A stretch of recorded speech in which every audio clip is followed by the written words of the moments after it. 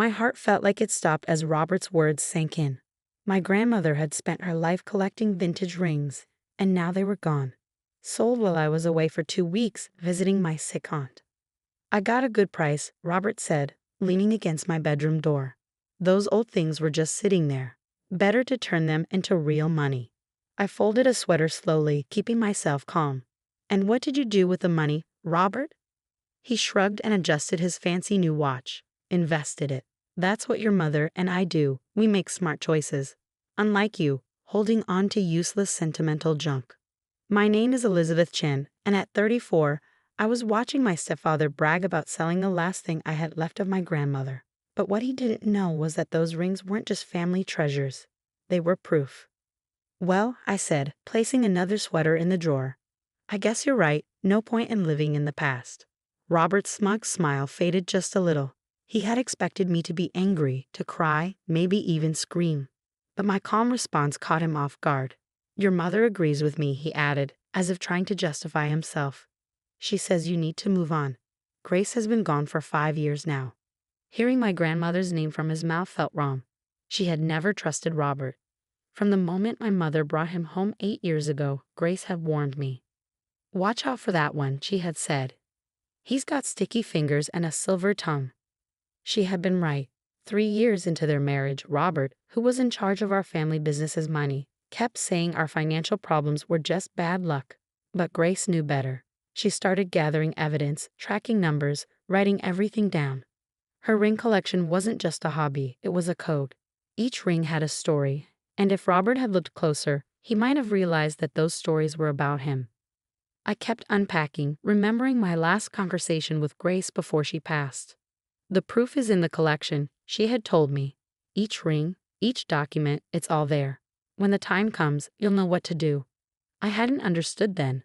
But over the years, as I watched Robert drain our family's money while pretending everything was fine, I finally put the pieces together. Where did you sell them? I asked casually, hanging up a dress. I might know someone who likes vintage jewelry. Robert waved a hand. Some dealer in Chicago. Paid in cash, no questions asked. Best way to do it. I nodded. Chicago. That confirmed my suspicions. Well, I said, closing my suitcase. I should get some rest. Long flight. Robert stayed in the doorway a moment longer, looking unsure. He had gotten what he wanted. The rings were gone. And he thought that meant the evidence was gone too. But what he didn't know was that I had been preparing for this. My grandmother had left behind detailed records, and I had already cracked the code. Each ring matched a financial transaction, proof of how Robert had been stealing from our family business for years. And thanks to my grandmother's careful planning, I had copies of everything, documents, appraisals, notes, all backed up safely online, waiting for the perfect moment. That night, I lay in bed, listening to the quiet creaks of the house. Through the wall, I could hear Robert and my mother talking in their room. She didn't even cry, Robert said, sounding annoyed. Just accepted it like it didn't matter. Maybe she's finally growing up, my mother replied. Learning to let go, like you've been telling her. I turned over and pulled my phone from under my pillow. It was time to act. I sent a quick message to Michael, my contact at the FBI's Financial Crimes Division. It's done. He sold the collection, just like we expected. Chicago dealer cash deal. Michael replied almost immediately. Perfect. That completes the pattern. We move forward. Are you sure? No turning back after this. I thought about my grandmother, how hard she worked to build our family's business, and how Robert had spent years stealing from it while convincing my mother he was helping. I'm sure. I typed back. It's time to finish what Grace started. The next morning, I drove to our family's flagship store in downtown Seattle. My grandparents had built the business from nothing, and now we had 12 locations across the Pacific Northwest. Profits had been dropping for years, even though sales were steady. As I walked through the showroom, I saw familiar faces among the staff. I remembered following Grace through the same space as a child, learning from her, not just about jewelry, but about honesty, about building something that lasts. Elizabeth. Robert's loud voice cut through the store. He walked toward me, arms open in an exaggerated welcome. Didn't expect to see you today. Thought you'd be resting after your trip. Just wanted to check in. I said, noticing how some employees stiffened when he got close. They knew something was wrong, even if they couldn't prove it. See how things are going. Everything's fine, he said quickly, too quickly. In fact, I was just about to make some calls about a new investment. Great opportunity. I had no doubt. Another fake company, another trick to move stolen money. I had studied Grace's notes and seen the patterns. Robert shifting funds through a tangled web of transactions, always staying just out of reach. Sounds interesting, I said. Maybe we can talk about it over lunch. I'd love to learn more about the business side of things. Robert's eyes narrowed slightly. In all these years, I'd never shown interest in his financial dealings. My sudden curiosity put him on edge. Sure, he said slowly. Let's do lunch tomorrow. I have some important meetings today. Of course. I smiled. Tomorrow's perfect. Oh, and Robert? I called as he turned to leave. Thanks for handling grandmother's rings. You're right, it's time for some changes around here. He paused, searching my face for sarcasm. Finding none, he gave a short nod and walked off. As soon as he was gone, I sent another text to Michael. He took the bait. He's nervous about my sudden interest in the business. Good, Michael replied. Keep him talking. We've traced the Chicago dealer. Just need a few more days. I walked through the store, running my fingers over the displays, remembering Grace's lessons about quality and craftsmanship. Robert thought selling her collection had erased her influence.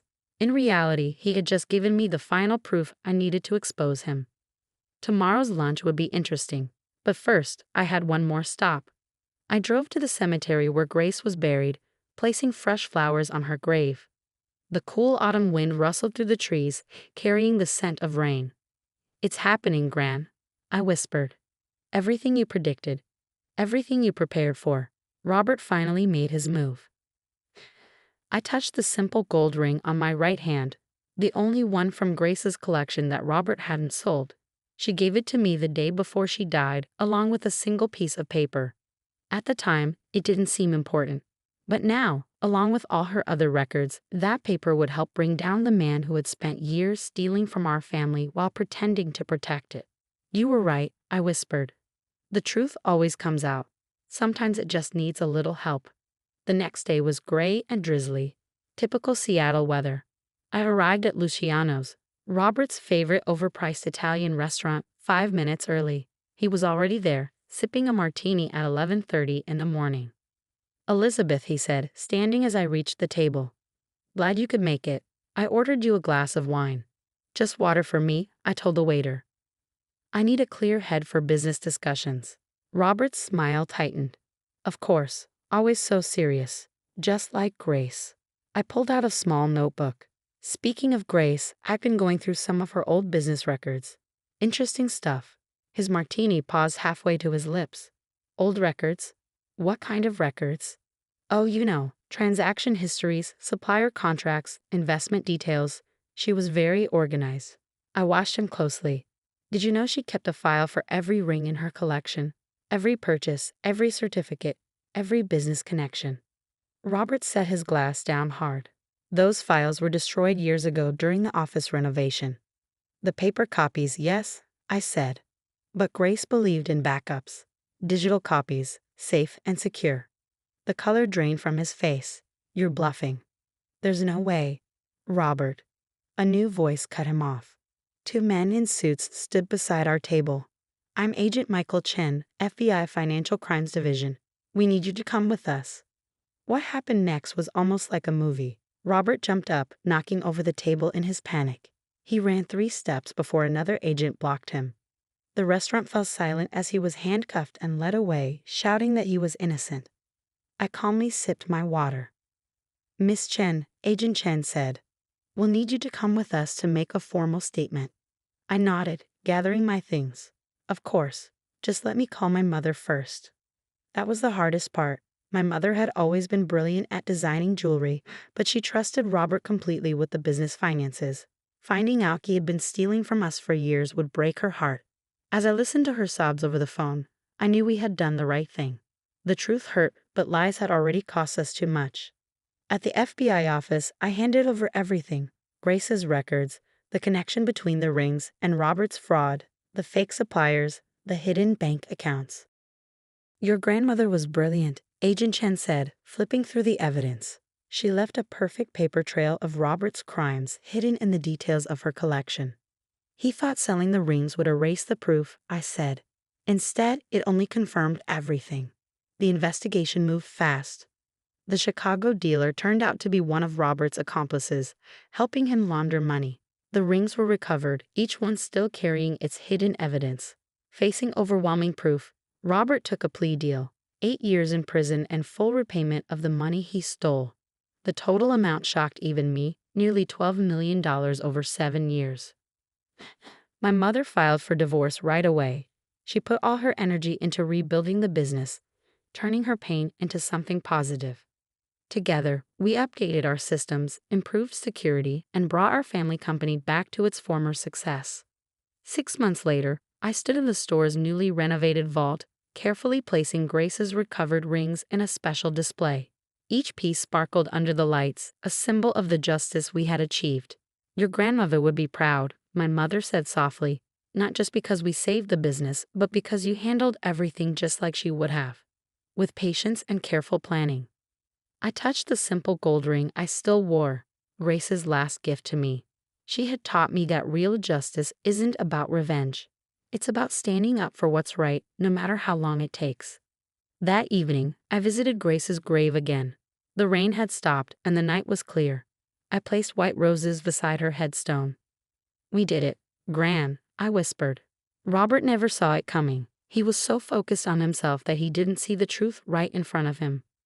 I told her about the business, how it was thriving again, and how her ring collection now stood as a symbol of strength, inspiring the next generation of women in our family.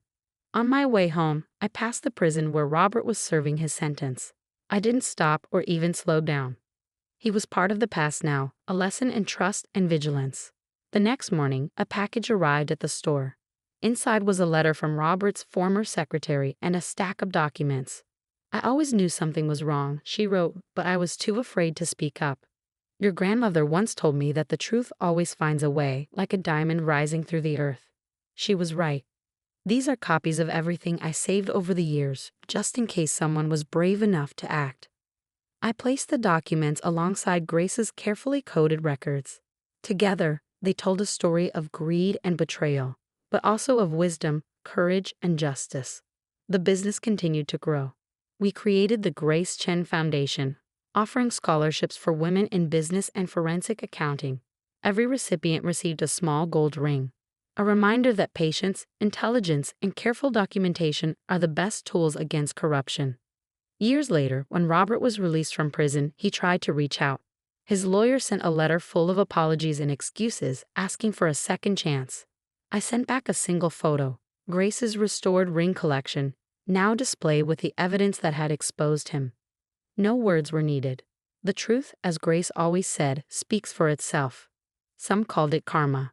Others called it justice, but I knew it was something simpler. A grandmother's love and wisdom kept alive in a collection of rings worth more than anyone had imagined. Well, anyone except Grace. The last paper she gave me, the one that once seemed unimportant, now hangs framed in my office. In her elegant handwriting it says, "The truth is like a diamond. It may stay hidden for years, but its value never fades. Watch, wait, and when the time is right, let it shine." And shine it did, bringing light to darkness and justice to those who thought they were untouchable, just as Grace had planned all along.